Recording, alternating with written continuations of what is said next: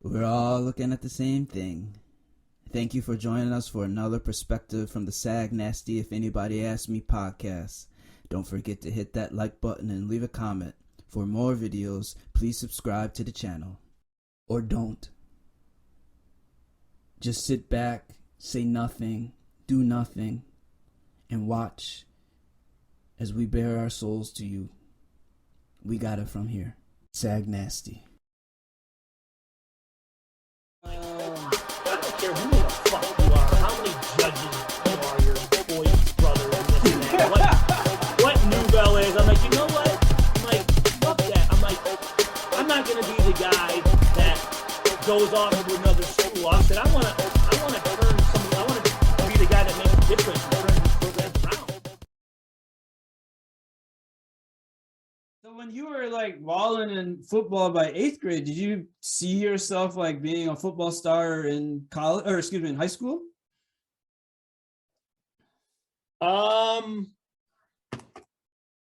So actually that's a good, so again, we didn't know what sport was going to be what. So actually at the time, remember in 8th grade, that was the year Heritage had the riots. Yep. And I remember in 8th grade, the riots were going on.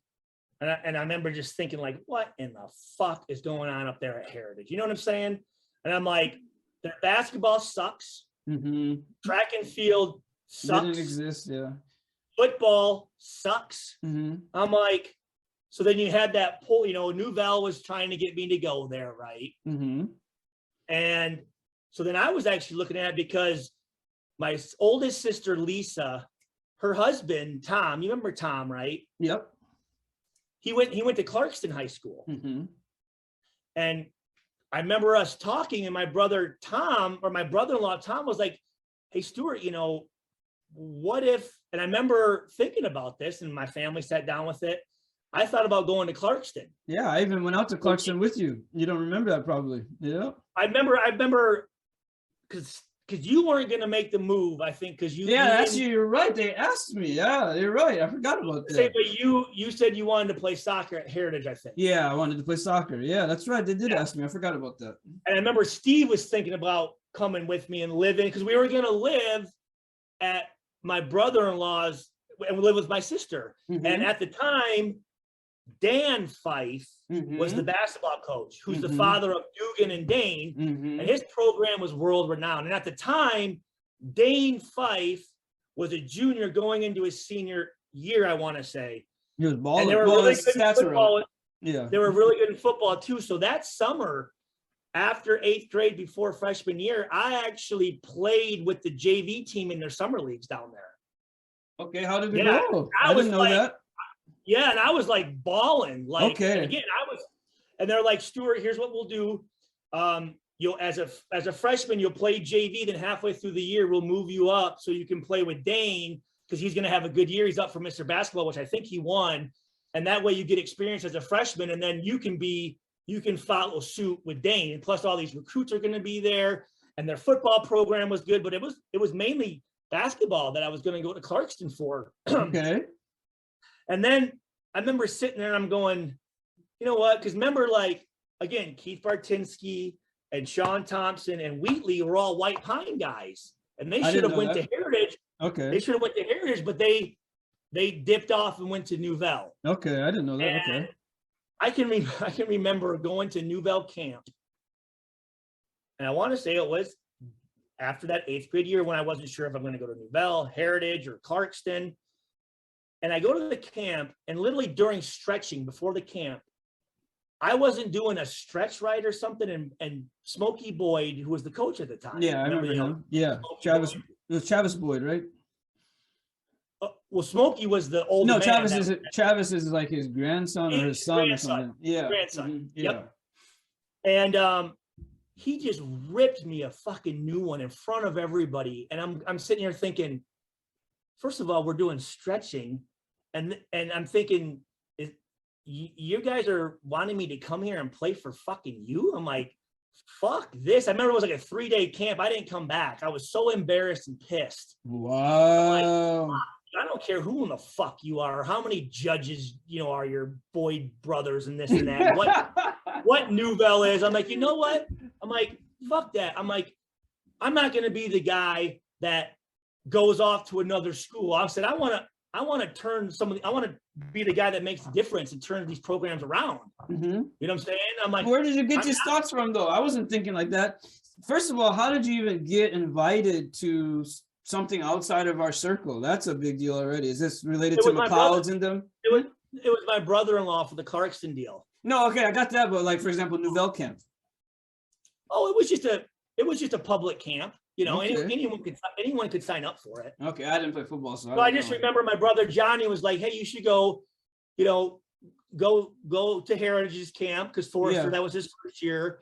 Go to Nouvelle camp and just let them see who you are and what's going on." It was my brother Johnny that. That's good though. That's a big deal, to be honest, though. Oh yeah, I mean it was a major, like probably one of the first major decisions where like it was like up to me to. Where it just wasn't just what you do. Yeah, exactly. You had choices. I didn't know I had choices, and you knew that at that time. That's a big deal. And you got knowledge. You got a little bit of knowledge. For example, like imagine like for me, like no disrespect, but like I wish I didn't play for Boswell. I wish I had knowledge of who he really was and like, oh, I have a choice. I can play for. I had no idea. I can play for Slaggert. Like I didn't know I could play for Slaggert, and it's like. I could even go to Saginaw High. Really, that'd be hard to be competitive, but like, well, because the choices, So for me though, remember the Catholic school, there's no district, right? Anyone can go. Okay. Oh, because you don't private. Yeah. Clarkston, I would actually move, right? Mm-hmm. But like to go to Arthur Hill Saginaw High, you would have to have an address in those areas. Yeah, they set it up for me with after my sophomore year, they set it up for me for Arthur Hill, but like Saginaw High never offered me anything. But Arthur Hill set it up for me, but I was trying to be loyal to Heritage, and I don't necessarily think that was a good choice. What about Clarkston? Like, of course, it worked out for you, and I can see reasons why. We'll talk about that. But do you sometimes regret not going to Clarkston? What's funny though is remember when I was actually I don't know if you knew this or not, but I did also when I was in Saginaw. I worked for ESPN and did the high school game of the week. I was the color commentary for it. Yeah, you told me about it. I didn't know. I never saw it on the radio. So yeah, you told me about it. And we did the Saginaw Valley. Well, in the playoff, Davidson had made it, and they played Clarkston in like the first round of the playoffs. Yeah. And before the game, I went up. It was Coach Richardson, and I said, Coach Richardson, Stuart Schweiger. I don't know if it was absolutely. I remember you were supposed to come down and play for me. Wow. Like 15 years, and he's a Hall of Fame coach. And of course, great program. I just said, hey, thanks for the opportunity, and I always liked keeping up with you and seeing how things were going. Always wanted you to do well, and I always appreciated it. He goes, man, yeah. He goes, yeah, because they ran the same that option, the veer option as well. So he goes, oh yeah, I remember you, man. It was great, you coming down and meeting you back in those days, and it's good to see everything's going well and all that stuff. So it was cool to reconnect with them. I think that you could have. Clarkston could have been awesome for you. Nah, I mean because if I was in Clarkston, I wouldn't have battled against Charles Rogers. Yeah, there you go. And that was everything. That's what having him legitimized anything. I mean, like to be able to beat him and be the MVP of the league and beat him in track. Like I could have went down to Detroit, and ran against some guys, and then maybe saw Charles in the state championship. But to have that relationship, but we didn't know those guys in Detroit like that at all either. Like there was no rivalry there. And those schools down there, the programs. I mean, to do what we did, and I know we're into high school a little bit, but to do what we did in that era with all of those athletes everywhere, that's what made us great. Yeah, because we competed against each other. We knew we had to kick ass. And it just, when coaches came, I mean, they're watching, because a lot of times, you watch film on some guys and you're like, this kid put up all these stats, and you go, well, who the hell is he playing? Mm-hmm. Is he playing anything? Matt Miller, you're right. Can he compete at the next level? Because everyone's good. Well, shit, we were competing against college and professionals while we were in high school. Right, in high school, exactly. You know what I'm saying? So they're legitimate. And sometimes, like, when you think about Rodgers, like, not only a college or professional, it's like the number 1 draft pick, number 1 player in the nation in football, Yeah. you know. Yeah, then here you go, you have, you know, number 1.